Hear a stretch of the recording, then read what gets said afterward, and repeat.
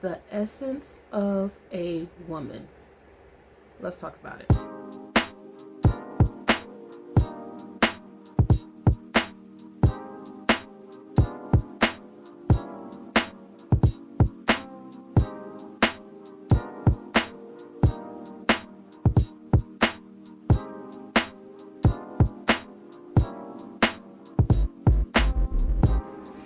Hello, welcome to my Proverbs 1001. My name is Tisha, and this channel is dedicated to growing in faith, love, and wisdom in our Lord and Savior, Jesus Christ.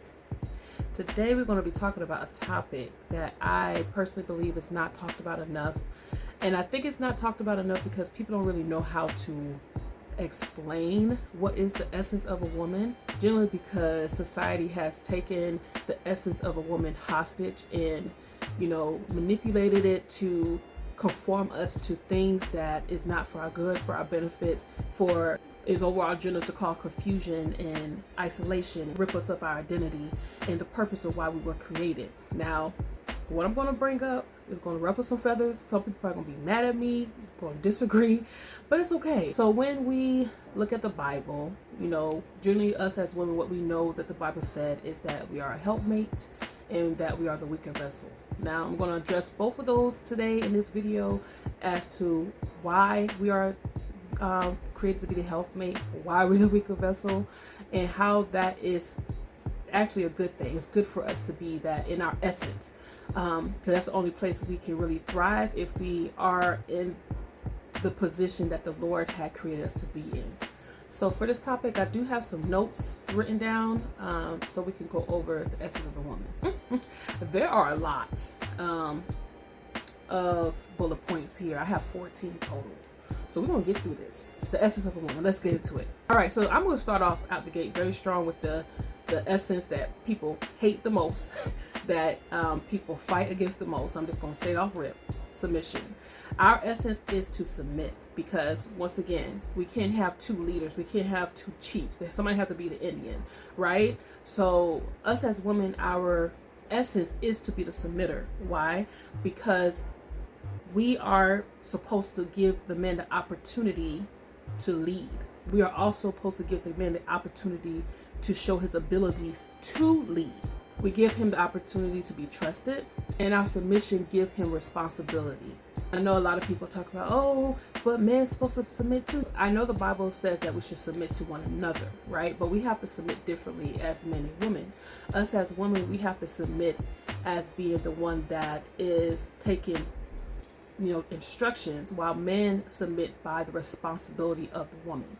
That's how he's submitting. He's submitting to the responsibility to her. The next essence of a woman is vulnerability. Us being in a submitted state put us in a very vulnerable state, but that vulnerable state does a lot for a man. Your vulnerable state strengthens his discipline. It strengthens his self-control. When we are in a vulnerable state, we're allowing the man to, quote unquote, be the hero.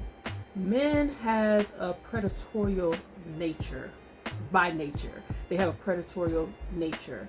So when you are in a submitted state, you're giving him the opportunity to fight against that nature and be your hero. It helps build his character. It helps build his discipline to not take advantage of someone that is in a vulnerable state. Now, I know that there's some toxic men out there. There's some toxic masculinity out there.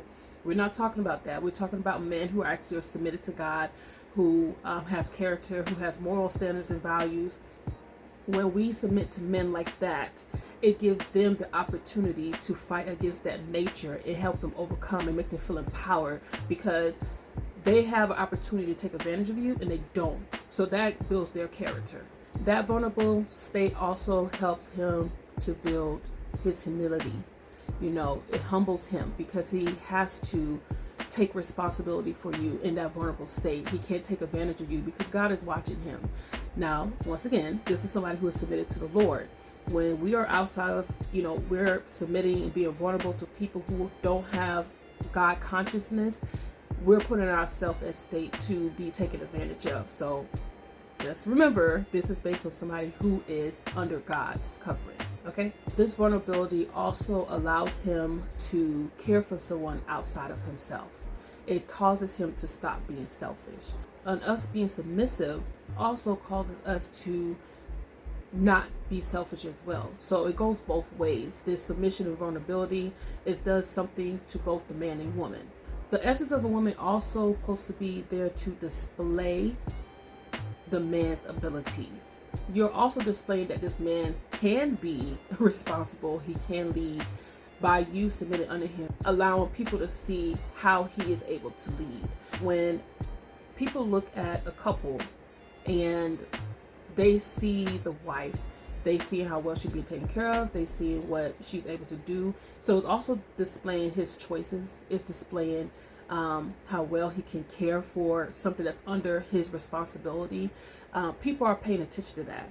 Whether people want to believe it or not, people are paying attention to how a man's home is being kept under his headmanship. The next essence of a woman is encouragement. We were made to encourage the man, not mother him, okay? We are there to encourage him, let him know that he is able. Us as women submitting to the man, our husband, it shows him that someone is willing to take a chance on him. That's a lot of encouragement. If someone is willing to agree with his ideas, you're celebrating him, you're his cheerleader in his corner, you're letting him know that he's able, he's capable. That, yes, I will submit, gives him a lot of stamina and ego, because it's like, okay, this person believes in me. He don't want to disappoint you as a woman. Whether you guys want to believe it or not, he does not. Okay, so the next essence of a woman is status. Now, we all see music videos. They always have the woman in there. Men have a woman equates to status. You're displaying his fortune. You're displaying his ability to afford a woman. We ain't cheap. We are not cheap. So you are a status to him. Men work for women, whether you guys want to believe it or not. Men, their whole purpose of doing anything is for the woman. Now, I know society wants us to believe that in this day and age, men don't want to deal with women, blase, but a man in his essence, his focus is on the woman. Yep, yes, there's God. He's focused on God, but when he does anything, the cheers, the eyes, the views he really wants is from women. He don't care. I mean, the man, he wants to be the one in charge. He wants to be the headline in the pack when it comes to the man. But when he's doing that, he wants that because he wants the women to see him as the man. They don't care about the man wanting to be the man. The man wants, other man wants to be the head of the pack. They're not trying to impress another man. They're trying to impress women. Whether you guys want to believe it or not, that's true. I do want to insert just an extra snippet about status, because I'm rewatching the video and I just want to say this. So I mentioned that us as women displays a man's fortune. Now, I know so many people want to talk about in the Bible days how their men had multiple wives, but we all know that in the Bible days, the men that had multiple wives were the kings and people who can afford multiple women. I know people want to talk about polygamy and how that was acceptable in the Bible, but back in those days, it was acceptable for a period of time. But after Christ came, a man and one woman are to be married. Jesus never talked about polygamy and multiple wives, ever. And he came to fulfill the law, not abolish the law. You know, he came to put things back into his original intent, where Adam and Eve were one man, one woman. So that is God's intent for, you know, two to walk together and agree. He didn't talk about multiple people, but when a woman is with a man, how she is kept, what kind of woman he can obtain also displays his status, his wealth. Because, I mean, anybody can obtain a woman that is, you know, low value in the sense, like, she don't require much to be taken care of. But if you're a man who can obtain a woman who requires a lot to be taken care of, that displays that you are wealthy. Because, you know, we see people with the supermodels and we see people with certain women that look a certain way, you know, we call, quote unquote, we call these days the baddies. If you could afford that woman, that displays some type of status for the man. So I know us women, we all are not baddies, but we can be well kept. So when people see a man with a woman and she's well kept, also if he could obtain a well kept woman, a woman that is willing to keep herself up, that shows that he has high value, because a woman knows that a man values those things about a woman, is how well she keeps herself up. So we display his fortune, his abilities to afford us, because we ain't cheap. As I mentioned, we are not cheap as women. And a lot of men like, who want multiple houses? Who want multiple wives? Who could afford that? Man with status, with money can, but do they want that headache? 9 times out of 10, no. But you have people trying to talk about polygamy as a means of sexual desires being fulfilled, not looking at the essence of why there was a lot of men married to multiple women in the Bible, is because they could actually afford it. It wasn't about having sex with multiple people. I mean, the crazy thing about polygamy, I know I'm going off of the topic, the crazy thing about polygamy, people are looking at it as they can have multiple desirable partners, not even looking at it to multiply or to create a village or have their own little mini society. They're looking at it as an opportunity to sleep with multiple women and not be seen as a pervert or somebody who don't know how to control themselves. But in reality, it's just out of lust. That's all. Okay, I'm really hoping I'm making sense at this point.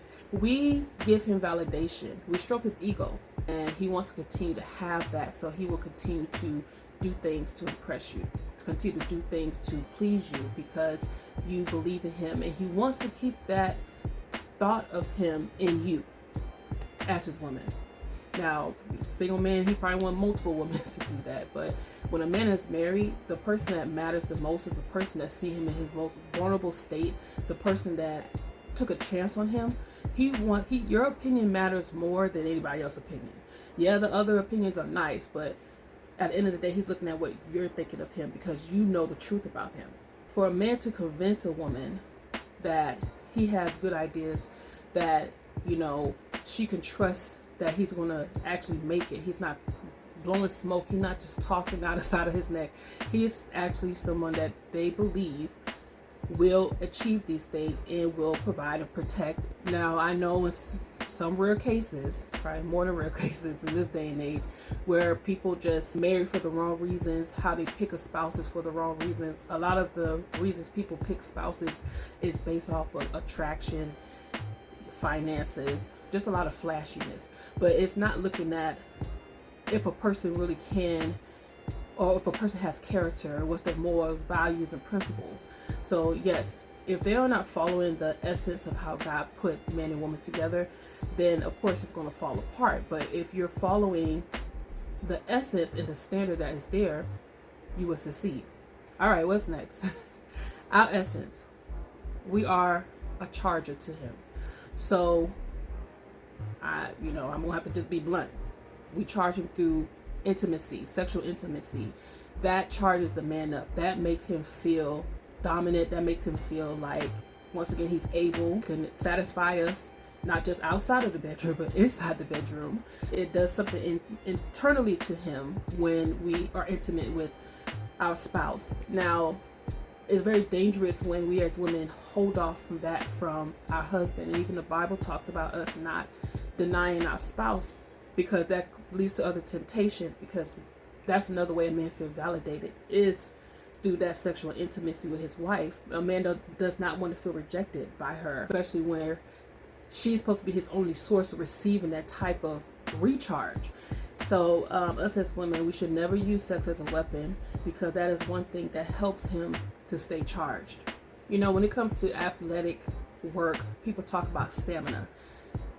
Sex gives men stamina. It helps him perform. When he's not worrying about that part, he can focus on other things in society. It also gives him release and relaxation when he can, take that weight off the world and focus on that, and then go out and he could conquer. So we as women give men that extra boost, that charge, when we are intimate with him in that way. Okay, so next one. We as women is a vessel for the man. We hold his thoughts, his secrets, his past. We know about the story about Delilah and Samson. She was his vessel, and he would share his most vulnerable secrets with her, lay, on her lap and talk to her. We talk about pillow talking with a spouse. We are their vessel. We're supposed to be a safe place for them to express themselves. Now, I know a lot of women complain that their spouse doesn't talk, or, you know, we got to make sure as women that we don't break that trust in a man, to keep him open and vulnerable, to have that space, because we all know that a lot of men don't have a vulnerable place to go to, and society tells them that they're not allowed to express themselves, they're not allowed to cry.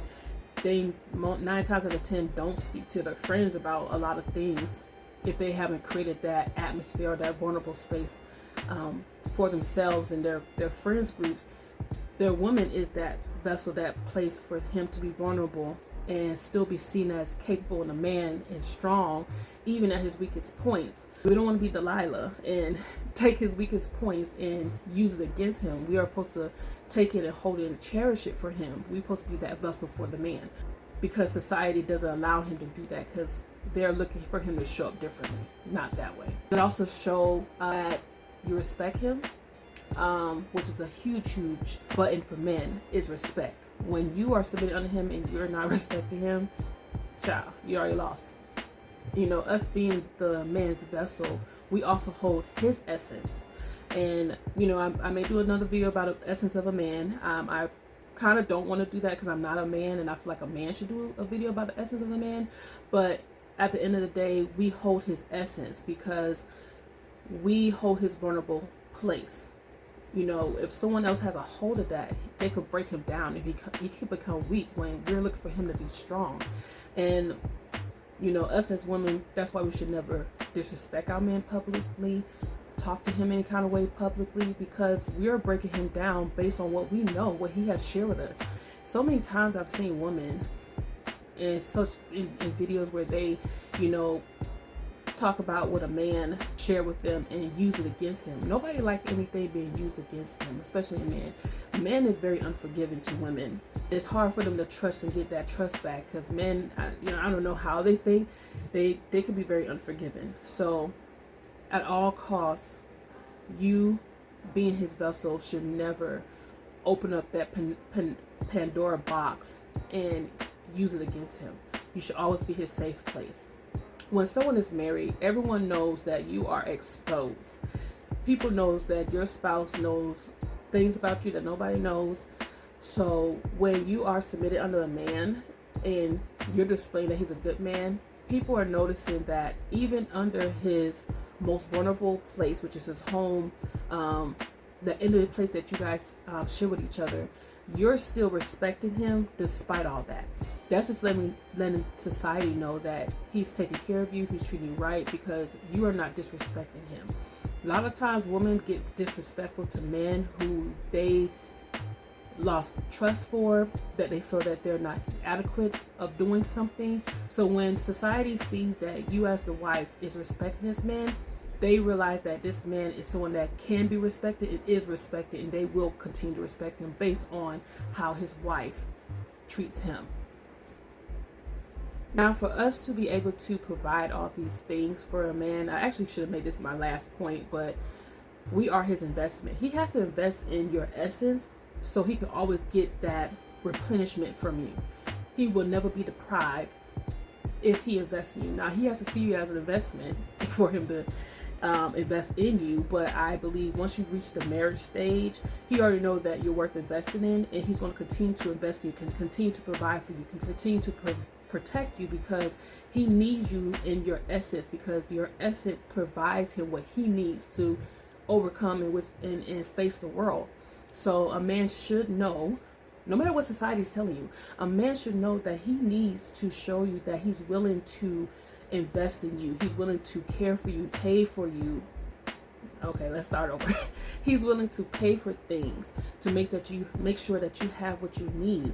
A man knows that in his essence, that he has to show you that he's a safe place for you to pour into as well. And the way the man does that is by providing, protecting, nurturing. A man is supposed to nurture as well. Be a gentle giant to his women. You know, he could be that roaring lion to society and other people. When it comes to you, he better be the hawk. How he treat, I don't know, that lady. It's just like when they get that woman that he cherished and wants to invest and protect, he's different with her.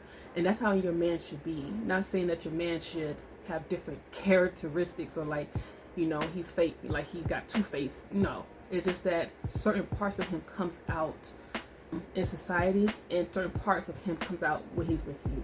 Man needs this feminine essence from women. A true masculine, healthy, God-fearing man needs these things from a woman. So he's going to invest in you to make sure that you feel okay, so you can continue to provide these essence to him. So us as women, we are also their counselor.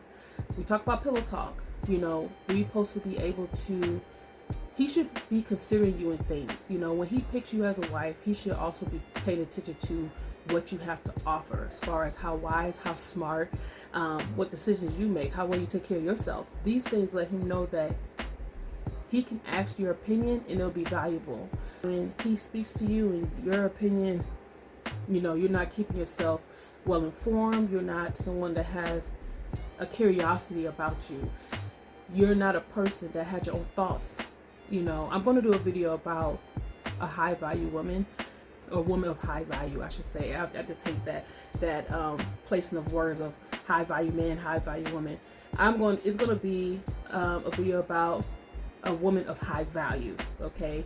Because in our essence alone make us valuable, but you can up your value with other things. But a man should know your essence and what you bring to him just by being a woman, what you can provide him just by being a woman. But there are other characteristics that you can have that will make you a more high value woman, or a woman of high value, not just based on the basic essence that the Lord has provided. Not saying that God essence is not great. He's provide great things to the man, but there could be more things about you that make you stand out from the rest of the women that are around, or make you a better choice, I should say, because all women provide these things, or should provide these things. Now, if you don't provide these things, you already lost. You already lost all value. Okay. I hate to break the news to you. You don't provide any value if you are not providing these things to a man. Counsel. We should be able to provide our input to things, have some type of wisdom. Us being a helpmate to the man, God will pair us with someone that complements the path, which means that you can provide insight some way, somehow, on their purpose, on their journey, that will help them. Say, I'm just going to give an example that's not necessarily true or that I know of, but say that you are a videographer and your spouse is an artist. You can provide some insight on how you can help them look better in their songs. You kind of like work together. It just works. So it's kind of like something like that. You should be able to provide insight to your spouse in some type of way, or compliment them in any kind of way. So you should be able to provide some type of counsel to them. All right, another essence of a woman, we are gatekeepers, right? We are gatekeepers of bloodline. You determine what generation continues by who you sleep with. Now, unfortunately, in this day and age, we are not paying attention to who we are multiplying with. We are not being strategic how the Lord intended us to be in the beginning. In the Bible days, in the beginning, he only said you're supposed to be with those who was of the tribe of Israel or Judah. He would say you only be within the tribe. Now, in the new covenant, he said don't be unequally yoked. So you should only be with people who are believers. You shouldn't go outside of that, because when you go outside of that, you're jeopardizing what comes into the world. So we are gatekeepers as women. That is our essence, and a lot of times we give up our responsibility as the gatekeeper by not paying attention to who we lay down with. We lay with people based on attraction only, or brokenness, desires, lust, whatever the case may be. And a lot of times we conceive with somebody who goes against what God intended us to use, and of course with our spouse. We could do with our spouse. A lot of people are doing outside of marriage, fornicating, doing whatever, and they're causing the gate to be breached because we're not paying attention to what we're doing. We're jeopardizing society when we don't consider who we are multiplying with. Us as women, we are the gatekeeper. We're determining who legacy continues. And unfortunately, especially in the Black community, we are, we have, and I think this generation has, gotten a lot better, but we have let the legacy of trauma, addiction, sometimes laziness, a lot of bad legacy that is continuing on in the Black community, and other communities have their legacies that are bad. I don't know them because I'm not in those communities, but speaking for my community, it's disheartening to see some of the things that is normal in a neighborhood or in a community, because we are not doing things the way that God intended us to do it. But if we follow the principles and morals that God lays down, we can change society drastically. He said, let your kingdom come, let your will be done on earth as it is in heaven. Okay, we talk about it. This channel is for believers. Okay, so if you're a believer and you get offended, take it up with the Lord. As I mentioned before, we are his motivation. We motivate him to keep going. Men do things for women, so we motivate them. They want to be seen as the man. We are abundance. The Lord blesses marriage. And, I hear a lot of stories about how when a person get married, their life just get full of abundance. Somehow, the Lord honors marriage by giving abundance. The Bible talks about how a husband should treat his wife right, so his prayers are not hindered. So God is very strict about how a man treat a woman. Now, come on now. Everybody want to talk about, why they got to submit, blah, blah, blah. The Lord knows what state you are in a submitted state. So he's calling the men higher because of the responsibility to you, to the point that if he treats you wrong, God's ears is shut off to him, which can hinder his abundance would be with you. A man taking on that responsibility of marriage, God honors that because he is in a sacrificial state. And God honors sacrifice. And he would cause the relationship to be abundant. And how the woman is treated determine how abundant the marriage will be. You determine whether the man is blessed or not based on how he is treating you in God's eyes. God said, how you treat this is to determine how much I'm going to bless you. Because if you don't treat your wife right, your prayer's going to be hindered. Don't be asking me for nothing. Don't be asking me for nothing. Do right. Do like I treat. Give your wife what I've given you and given my church. Do what's right. So the last thing in a woman essence is that I have here is influence. Like I mentioned before, men are motivated by women. So once again, we don't want to be a Delilah and use our influence to harm the man. We should use our influence to help the man, to encourage him to do things a certain way. Men do things for women, and us women do things for men as well, but it's in a different bracket. We can encourage a man to go a certain direction. Tony Gaskin has a book called A Woman's Influence, because he is expressing how a woman being in your life can influence you for greater.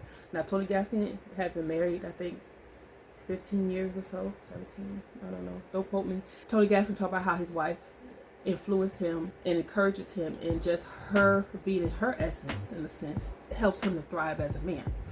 So, for a biblical state, just to wrap up, the essence of a woman and what God has called us to be. God has called us to be a helpmate.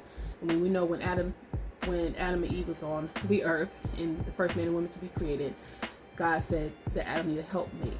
How are we a helpmate to the man? So, as just to recap, based on what I've already spoken about, you build his ego, you build his character, through your submission, you help build his character, display his abilities by submitting to him, and how people see that you treat him based on how people view his home. You validate him, cheer him on and say, I believe in you, I'm going to submit under you. Give him that ability to show he is capable, and you are his charger. You can give him that stamina through that intimacy that y'all have in marriage. So how are we the weaker vessel? So the Bible talks about how we are the weaker vessel. Everything I talk about in our essence make us weaker. It makes us weaker because we need to be protected as women. Those essence need to be protected. If the man doesn't protect those essence, he cannot get the things that you provide him if they're not protected. because you're in a submitted state, you're in the most vulnerable state. So that also makes you a weaker vessel, not because you are weaker, it's because you have submitted to the man to allow him to be the authority. So that makes you weaker just by being a submitter. You are the gatekeeper, okay? The gate needs to be protected at all times. So you become a weaker vessel when that gate is invaded, and you can cause your own self to be invaded when you don't protect your essence and understand your responsibility as the gatekeeper. So man needs to protect the woman. You know, in the Bible times, the father protects the daughter. She don't go off until she gets married. Now the son, he don't stay in the father's house until he's married. A lot of times he have to go on his own escapades, but or his own, you know, journey. But the woman, 9 out of 10, if she don't get married, she stays in her father's home because she has to be protected because of her essence, because she's the gatekeeper. The last thing we need is for a woman to be taken advantage of and then birth something out of sin. That makes us a weaker vessel in the sense that we have to be protected. Yeah. So if we women don't take the place of the weaker vessel, it causes chaos in society. And I know some of you probably see it already. You know, people talk about masculine women, how women don't know how to submit, you know, all these things. I know there's things on the man's side, but we have to keep that polarity, that yin and yang, that dance with the man and woman. And then when we are not in our essence, we ruin the whole setup. But as I mentioned earlier, this only works when you are with a man that is submitted to God, because God is holding this man accountable. When someone is not submitted to God, they on a tangent, they're on a rampage, and they don't care about you. They don't feel like, you know, anything's going to happen to them. Now God is paying attention to everything people are doing, but they don't know that. And God allows certain things to happen because at the end he's going to do something very serious. But if you want to protect yourself, make sure that you're with a man that is submitted to God. You also have to be with a man who understands the essence of a woman. Now, a lot of men, they don't want to admit it, but they understand this essence. They understand what you provide for them. So if a man asks you what you bring to the table, if he don't know the essence of what you provide a man just by being a woman, you need to leave him alone, because he is unaware. That means he don't even understand his essence. He don't understand what he actually needs from a woman. Us as a woman, because we know our essence, and I hope by now you know your essence. Because you know your essence, you know what you need from a man. You need him to protect, to provide, to invest in you, so you can continue to provide these things to him. It's like a constant pour in, pour out type thing. Now, if you want to ask you what else you bring to the table, we could talk about that in my next video of a woman of high value. It's our responsibility as a woman to protect our essence by vetting the man. I went over all the points of the essence of a woman, how we are a helpmate, how we are the weaker vessel, and how important it is for us to stay in these places so we can flourish in society and for our husband. You know, marriage and family builds the community, builds society. And our responsibility is to the man to be in our essence so he can receive from us and we can receive from him. And when we are in our essence and we protect our essence, we will show up differently. We will know our value off rip. In the essence of a woman, because God, we are helpmates to God as well. You know, we see how God used women throughout the Bible to spread his message, to be an example of how forgiving he can be to benefit the church.